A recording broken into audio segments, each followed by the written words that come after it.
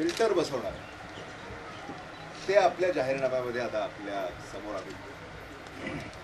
हनुमंतवाडी इथं नित्य नियमाने पाणी पुरवठा झाला पाहिजे, ते फिल्टर्ड वॉटर तुम्हाला मिळालं पाहिजे.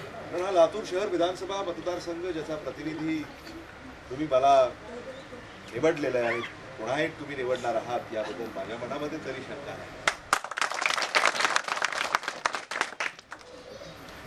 या गावातले रस्ते, नाल्या, कचऱ्याचं व्यवस्थापन, विजेचा पुरवठा,